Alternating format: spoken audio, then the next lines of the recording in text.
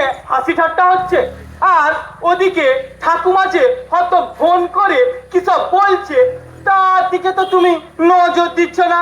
এই তুমি